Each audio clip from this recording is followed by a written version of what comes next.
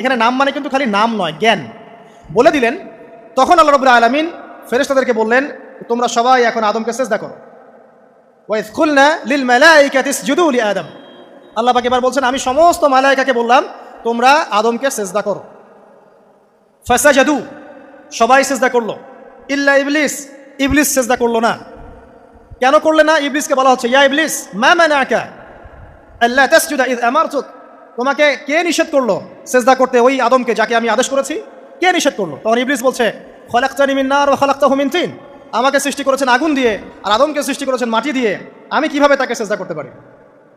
ইবলিস বলতে চাইলো যে আপনি যে বলছেন আদমকে সিজদা করো, আদম তো মাটির তৈরি, আমি তো আগুনের তৈরি, তাহলে আপনি ভুল বলছেন। নাউজুবিল্লাহ, আগুন কেন মাটির সামনে নত হবে? মাটি আগুনের সামনে নত হওয়া উচিত। তার কেয়াস হচ্ছে এমন, কেয়াস মানে কি? তার এটা কি?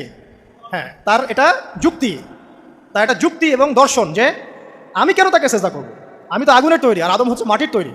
তো খলাকতাহু মিন নার ওয়া খলাকতানি মিন তিন, খলাকতানি মিন নার ওয়া খলাকতাহু মিন তিন, আমাকে সৃষ্টি করেছেন আগুন দিয়ে, আদমকে সৃষ্টি করেছেন মাটি দিয়ে।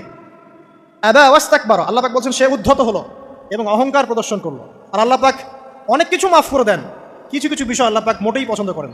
তার মধ্যে একটা হচ্ছে অহংকার, তার মধ্যে একটা হচ্ছে শিরক, তার মধ্যে একটা হচ্ছে অন্যের হক নষ্ট করা, তার মধ্যে একটা হচ্ছে আদম সন্তানকে হত্যা করা, তার মধ্যে একটা হচ্ছে বৃদ্ধ বয়সে ব্যভিচার করা, তার মধ্যে একটা হচ্ছে মুরতাদ হয়ে যাওয়া। ওই যে খ্রিস্টান হয়ে যাচ্ছেন না, খালি মরেন তারপর বুঝবেন, খালি মালাকুল মউত আসুক তারপর বুঝবেন। আল্লাহ রাব্বুল আলামিন বলছেন তার রাসূলের মাধ্যমে, কেউ যদি সাক্ষ্য দেয় আল্লাহ ছাড়া কোনো মাবুদ নাই, মুহাম্মদ সাল্লাল্লাহু আলাইহি ওয়াসাল্লাম শেষ নবী, ঈসা ইবনে মারইয়াম আল্লাহর প্রেরিত নবী, আল্লাহর পুত্র নন, জান্নাত সত্য এবং জাহান্নাম সত্য, এই পাঁচটা বিষয় যদি কেউ সাক্ষ্য দেয় ইনশাআল্লাহ সে জান্নাতে যাবে, তার আমল যেমনই হোক না কেন।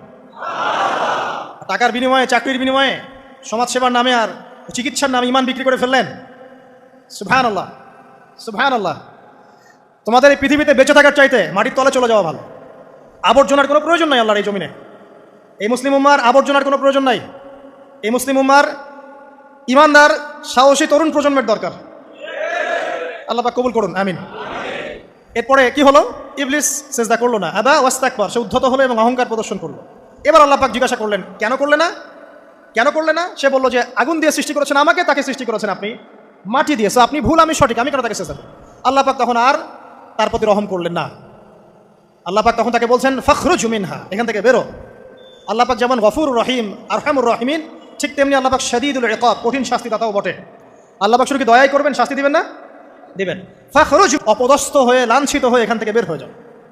এখানে অহংকার করার অধিকার তোমাকে দেওয়া হয় না, এখান থেকে বের হয়ে যাও। এবার ইবলিস বের হয়ে যাচ্ছে, বের হয়ে যাওয়ার সময় ইবলিস বলছে রব্বি, কি বলছে? রব্বি। দেখেন ইবলিস আল্লাহকে বলছে রব্বি, মানে ইবলিস আস্তিক। ইবলিস কি আস্তিক? ইবলিস আল্লাহ বিশ্বাস করে। ইবলিস বলছে রব্বি, হে আমার রব, আনজিরনি ইলা ইয়াউমি ইউবআসুন, আমাকে কিয়ামত দিবস পর্যন্ত অবকাশ দেন। আমাকে তো বের করে দিচ্ছেন, ঠিক আছে, আমাকে কিয়ামত দিবস পর্যন্ত অবকাশ দেন। শব্দ চয়ন হচ্ছে রব্বি, হে আমার রব, মানে ইবলিস কিন্তু নাস্তিক না। তাহলে এখন যারা এই যে এথিজমে বিশ্বাস করছেন, আসলে এরা কেউ নাস্তিক না, এরা ইসলাম বিদ্বেষী। কখনো দেখবেন না তাদেরকে অন্য ধর্মের কোনো বিষয় নিয়ে কটু মন্তব্য করছে, প্রশ্ন উত্থাপন করছে, এমনটা খুব কমই দেখবেন। এটা যত মাথা ব্যথা ইসলাম নিয়ে। এখানে দেখেন ইবলিসের কথা বলছি, ইবলিস কিন্তু আস্তিক। ইবলিস কি বলছে? রব্বি আনজিরনি ইলা ইয়াউমি ইউবআসুন, হে আমার রব। ইবলিস জানে যে আল্লাহ তার রব। ওই যে সূরা হাশরের শেষের দিকে পড়ে দেখবেন ইবলিস বলে উকফুর, তোমরা কুফরি করো।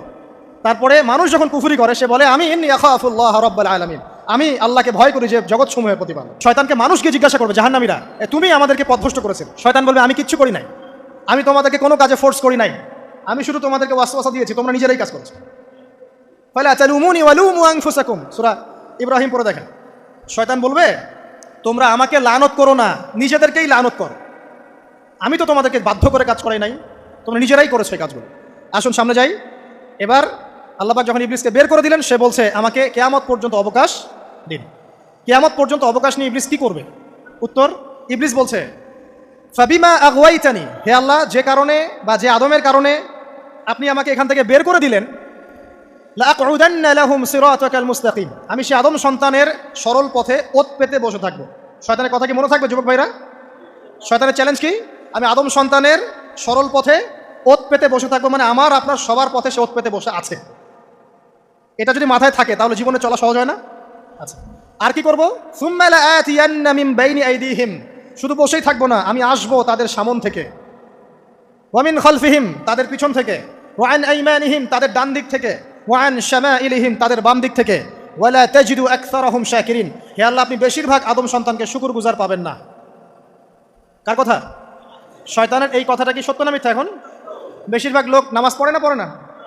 পড়ে পড়ে না। বেশিরভাগ মুসলিমের দাড়ি আছে না নাই? বেশিরভাগ মুসলিম সুদ খায় না খায় না? এখন বেশিরভাগ তরুণ প্রজন্মের জেনায় আছে না নাই? পর্নোগ্রাফি সবাই দেখে না দেখে না? অন্যের সম্পদ আত্মসাৎ মানুষ করছে না? দুর্নীতি করছে না? ঘুষ খাচ্ছে না? ইসলামের বিধান 100% পালন করে কত পার্সেন্ট মানুষ? খুব কম। আচ্ছা বাদ দেন এত বড় বড় কথা, শুধু কুরআনুল কারীম তেলাওয়াত করতে পারে কতজন মানুষ? বলি না আমরা 90% মুসলিমের বাংলাদেশ, তো 90% মুসলিমের বাংলাদেশে কত ভাগ মুসলিম কোরআন তেলাওয়াত করতে পারে? একটা শুমারি করে দেখেন, কোরআন শুমারি, এটা কোরআন শুমারি করে দেখেন যে কত পার্সেন্ট মুসলিম শুদ্ধ করে কোরআন পড়তে পারে।